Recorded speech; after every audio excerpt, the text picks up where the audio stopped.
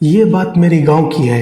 जब मैं छुट्टियों में गांव घूमने गया था, मेरे गांव में एक पुरानी खंडर हवेली है जिसमें करीब 65 सालों से वहां कोई नहीं रहता है।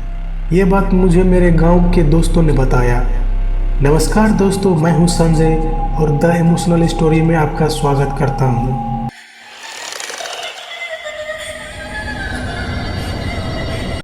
जब ये बात मुझे पता चली तो मेरा मन करने लगा कि मैं एक बार उस हवेली को देखूं।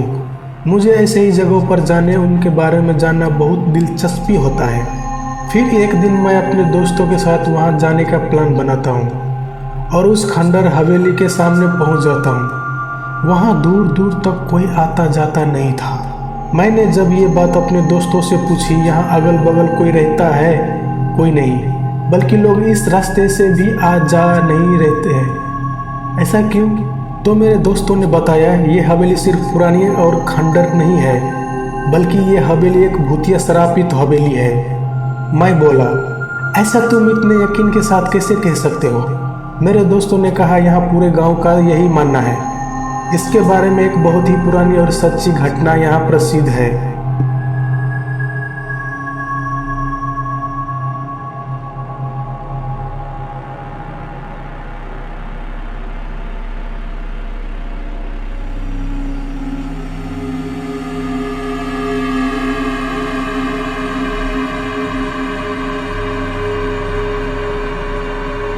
उस समय ही डाकुओं को भी खौफ से डर लगते थे।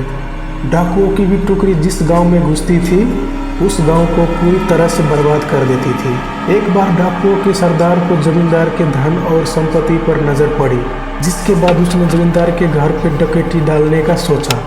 इस पर सभी डाकुओं ने कहा हाँ कर दिया। फिर एक दिन वो भी आ गया, जो जमींदार ने कभी सोचा भी नहीं होगा। डाकुओं ने एक दिन जमींदार की हवेली पर रात को डकैती मार दी। जमींदार ने भी अपनी सुरक्षा के लिए पहले से ही कुछ सिपाही और नौकर रखे हुए थे, जो डाकुओं को हवेली पर आने पर उसने लड़ पड़े। क्योंकि जमींदार के सिपाही और नौकर बहुत कम साधारण हथियार के साथ थे, वही डाकुओं की संख्या बहुत ज़्यादा थी और अच्छे हथियार के साथ लैस थे, जिसकी वजह से जमींदार के सिपाहियों और नौकरों को कुछ ही देर में मार डाला। ये सब जमींदार देखने के बाद सोचा, इससे पहले डाकू हवेली का दरवाज़ा तोड़कर अंदर घुस जाए, उससे अपने पत्नी और खजाने को छुपा देना चाहिए।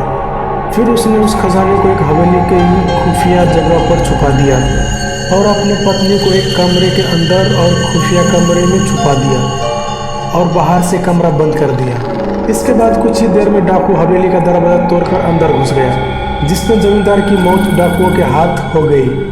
पर जमींदार मरते मरते अपने खजाने को पता उन डाकुओं को नहीं बताया।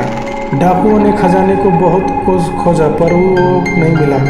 फिर वहाँ से डाकू हवेली की कीमती सामान लेकर वहाँ से चल गए।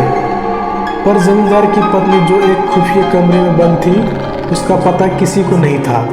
उसकी पत्नी बहुत चिल्लाई, लोगों को बुलाने की कोशिश की, कमरे के दरवाजे को तोड़ने की कोशिश की, पर वो अंत तक कुछ नहीं कर सकी और भूख प्यास से तड़प तड़प के वहीं मर गई। उसके मरने के बाद उसके लाश के बदबू से लोग हवेली में गए और उस कमरे को तोड़कर उस लाश को वहां से निकालकर उसका अंतिम संस्कार कर दिया। कहा जाता है कि आज भी वो अपने पति का इंतजार उस कमरे में करती है। उसका पति कभी तो आएगा और उसे उस कमरे से आज़ाद करेगा, और आज भी उसे उसकी हवेली में घुसपैठियों या उसके बिना इजाज़त के अंदर आने वाले को सज़ा देती है। मैंने अपने दोस्तों के ये कहानी सुनकर उन पर विश्वास नहीं किया। मैंने पूछा, क्या यार तुम लोग भी ना कब की बात आज तक लेकर बैठे हो? इसका कोई सबूत है तुम लोगों के पास? तो उन लोगों ने बोला, कुछ लोगों ने इस हवेली में जाने की और वहाँ रुकने की गलती की थी, जो आज तक इस सदमे को भूल नहीं पाए हैं। मैंने पूछा, ऐसा क्या हुआ था उन लोगों के साथ इस हवेली में?